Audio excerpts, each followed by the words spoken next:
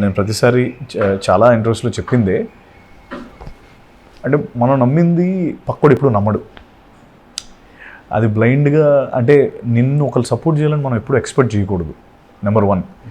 ఎందుకంటే నీ విజన్, నీ లైఫ్లో నువ్వు ఏమవ్వాలనుకుంటున్నావు, నువ్వు ఎక్కడ నేను చూసుకోవాలనుకుంటున్నావు అనేది నీకు తప్ప ఎవ్వడు అది ఊహించలేడు. సో అది ఊహించలేనప్పుడు పక్కోడు చెప్పింది వినొద్దు అంటాను నేను. ఇప్పుడు నేను చెప్పింది కూడా వినొద్దు. యూనో వాట్ ఐమ్ సేయింగ్, నేను చెప్పేది కూడా వినొద్దు. నీ హార్ట్ కనిపించాలి దట్ నేను ఇది అవుతాను అని మన హార్ట్ కనిపించిన రోజున I think we can pursue anything. మనం ఈ వరల్డ్లో, ఈ యూనివర్స్లో ఐ థింక్ ఎంత టైనీ పార్టికల్ అని తెలిసినప్పుడు anything is possible. Anything is possible. Only thing ఏంటంటే ఈ బుర్రలో ఆ పాసిబిలిటీని మనం ఎలా క్రియేట్ చేస్తున్నాం అన్న దానిపైనే మన లైఫ్ ఆధారపడి ఉంటుంది. అది నేను చాలా ఎక్కువ నమ్ముతాను. మామూలుగా చాలాసార్లు చెప్పినట్టుగా ఈ రోడ్లో వెళ్తే ఎవడో సగం దూరం వెళ్ళొచ్చి ఇది మట్టి రోడ్డు ఉంది, బాగాలేదు రోడ్డు అంటాడు. ఆడ మట్టి రోడ్డు ఎండ్ వరకు వెళ్ళి ఉండడు, ఆ మధ్యలోనే చూసి ఇంక ఇదంతా మట్టి రోడ్డేలే అని చెప్పి వెనక్కి వచ్చేస్తాడు. అది మనకు కూడా అదే చెప్తాడు, ఎందుకంటే మట్టి రోడ్డు దాని తర్వాత తార రోడ్డు ఉంటుందని అది తెలీదు.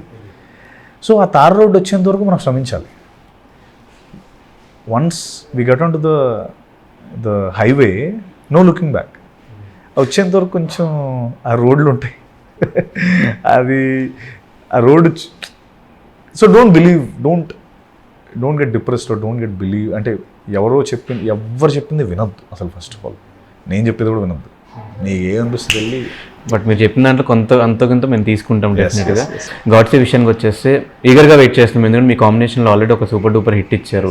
అలాంటి సినిమా మీ దగ్గర నుంచి ఎక్స్పెక్ట్ చేయలేదు మేము, బట్ మీరు అలాంటి సినిమా బ్లఫ్ మాస్టర్ మాకు ఇచ్చారు. అండ్ సెకండ్ మూవీ అనగానే ఎక్స్పెక్టేషన్స్ భయంకరంగా ఉంటాయి.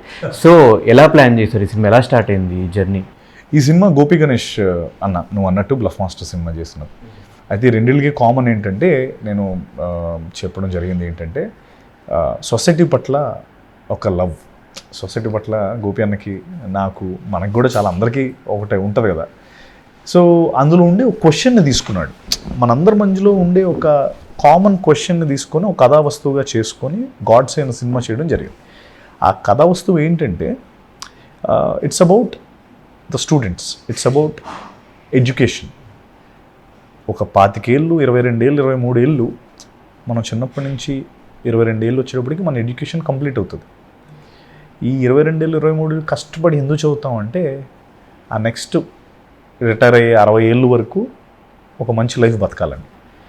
సో ఎక్కడో సొసైటీలో ఉన్న చిన్న ప్రాబ్లమ్స్ వల్ల, సిస్టంలో ఉన్న కొన్ని ప్రాబ్లమ్స్ వల్ల చాలామంది చదివిన ఆ చదువుకి, బతికే ఆ నెక్స్ట్ రిటైర్ అయ్యే టైం వరకు చేసే ఉద్యోగానికి సంబంధం లేదు.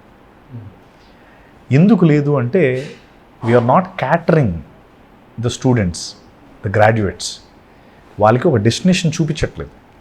గ్రాడ్యుయేట్స్ అయిపోండి అంటున్నాం, అయిపోయిన తర్వాత ఒక డెస్టినేషన్ లేదు. ఒకటే ఒక డెస్టినేషన్. నీ లైఫ్లో కూడా, నా లైఫ్లో కూడా సివిల్ చేసేవాళ్ళు ఐటీలో ఉంటారు, కెమికల్ చేసేవాళ్ళు ఐటీలో ఉంటారు, ఈసీ చేసేవాళ్ళు ఐటీలోనే ఉంటారు, ట్రిపుల్ ఈ చేసేవాళ్ళు. It's not only for CSC, you know what I'm saying. But ideally వాళ్ళకి సంబంధించిన జాబ్స్ వేరున్నా కూడా మన వాళ్ళు ఎందుకు we are ending up doing something which is not their education qualification అంటే మేబీ ఈ system is not catering to the students, the graduates. I think అది కథా వస్తువుగా చేసుకున్నాడు గోపి అన్న. నాకు అర్థమైన, నేను చేశాను కాబట్టి నాకు అర్థమైన విషయం ఏంటంటే దాన్ని కథా వస్తువుగా చేసుకొని సొసైటీలో ఉన్న క్వశ్చన్ని, అంటే దీనివల్ల ప్రాబ్లంలో పడ్డన ఒక వ్యక్తి ఈ సిస్టమ్ని క్వశ్చన్ చేయడానికి రేజ్ అయినోడే గాడ్సే.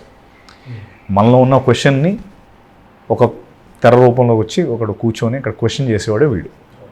అంటే వాడు ఏంటి, వాడి లైఫ్లో ఏంటి అనుభవించాడు అన్న దానికి